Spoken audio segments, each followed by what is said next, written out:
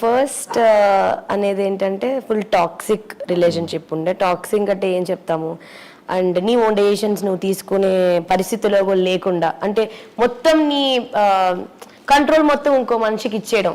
ఒక లవ్ అనే ఒక దీంట్లో అది ఒక దాంట్లో ఉండి దాన్ని ఏమంటారు మొత్తం ఆ పర్సన్కి ఇచ్చేసినప్పుడు ఏంటంటే you will not be you. మీరు మీలాగా లేదు, వాళ్ళు ఏం చెప్తే అది మీరు వింటారు. యు ఆర్ లైక్ ఏ తోలు బొమ్మ అంటారు కదా.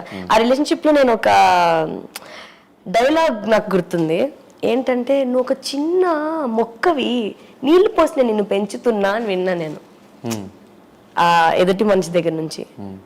ఆ రోజు నేను రియలైజ్ అయ్యా, అంటే నేను మొక్కేంటి, నన్ను ఒకరు పెంచడం ఏంటి, నాకంటూ నా ఇండివిజువాలిటీ ఉంటుంది కదా, I can make my own decisions.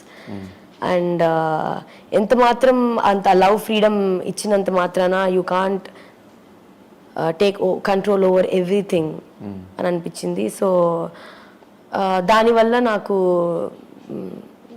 ఉండాలనిపించలేదు అందులో. సో ఐ రియలైజ్డ్ ఆ పర్సన్ నన్ను ఇష్టపడట్లేదు, నన్ను ఒక మనిషిని సెలెక్ట్ చేసుకొని తనకిష్టం ఒక అమ్మాయి తనకి ఎలా ఉంటే ఇష్టం ఉంటుందో అలా నన్ను మౌల్డ్ చేసుకోవాలి అనిపించడం నాకు అనిపించింది. సో అందుకే నేను దాని నుంచి బయటకు వచ్చాను. సో మా అందరికీ మీ డబ్ స్మాష్ వీడియోస్ దగ్గర నుంచి మిమ్మల్ని చూస్తున్నారు ఆడియన్స్ అందరూ, అండ్ తర్వాత ఇన్స్టాగ్రామ్ ఇన్ఫ్లుయెన్సర్గా చూశారు, తర్వాత కొన్ని సినిమాలు అరకొర షార్ట్ ఫిల్మ్స్ కానీ, తర్వాత ఒక షోలో చూసాము.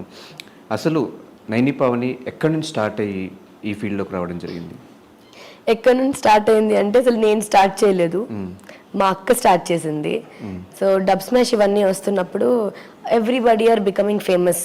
ఇక్కడ నేను చెన్నైలో చదువుకునేదాన్ని ఆ టైంలో. సో మా అక్క నైని పవని అని ఇన్స్టాగ్రామ్ క్రియేట్ చేసి, బికాస్ నేను కాలేజ్లో ఫుల్ యాక్టివ్ ఉంటుండే, అన్నిట్లో ఎక్స్ట్రా కరిక్యులర్ యాక్టివిటీస్లో అన్నిట్లో యాక్టివ్ ఉంటుండే.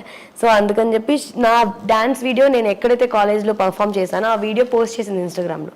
పోస్ట్ చేయగానే అందరూ ఇలా లైక్ చేయడం స్టార్ట్ చేశారు, ఫాలో చేయడం స్టార్ట్ చేశారు. అప్పుడు నాకు చాలా భయం వేసింది. సో అది పోస్ట్ చేయడం వల్ల మా అక్క వల్ల నాకు ఫాలోవర్స్ రావడం స్టార్ట్ చేశారు. సో ఇంకా దాన్ని అలానే కంటిన్యూ చేశాను. So people liked my dance. ఇంకా డబ్ స్మాష్ కూడా అలాగే అందరికీ నచ్చింది. అలాగే చిన్న చిన్నగా ఆఫర్స్ రావడం స్టార్ట్ అయింది. ఆ తర్వాత నేను షన్నుతో కలిసి వీడియో సాంగ్స్ చేశాను. సితారా అనే video and oh Soane Soane song అనేది సూర్య గారిది. ఈ రెండు చాలా బాగా హిట్ అయ్యాయి. అందరూ సితారా సితారా అని పిలవడం స్టార్ట్ చేశారు ఆ సాంగ్ నుంచి.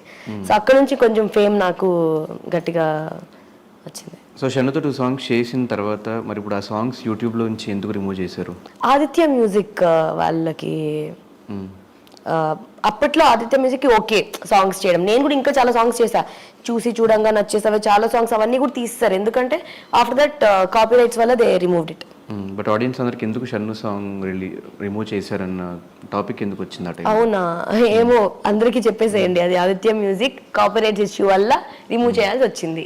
ఎందుకు వచ్చిందో కూడా చెప్తా. Because of your tattoo SJ అంటే అది షణ్ముఖ్ జశ్వంత్ అని కూడా ఒకటి విన్నా నేను. కాదు అది నా పర్సనల్ టాటూ, నా ఫస్ట్ రిలేషన్షిప్ గురించి. సో ఆ అబ్బాయి పేరు కూడా జేతోనే స్టార్ట్ అవుతుంది. సో ఎస్జే అలా ఇచ్చుకున్నాను. సో షన్నుకి ఈ టాపిక్ అసలు ఏం సంబంధం లేదు. క్లారిటీ. ఓకే.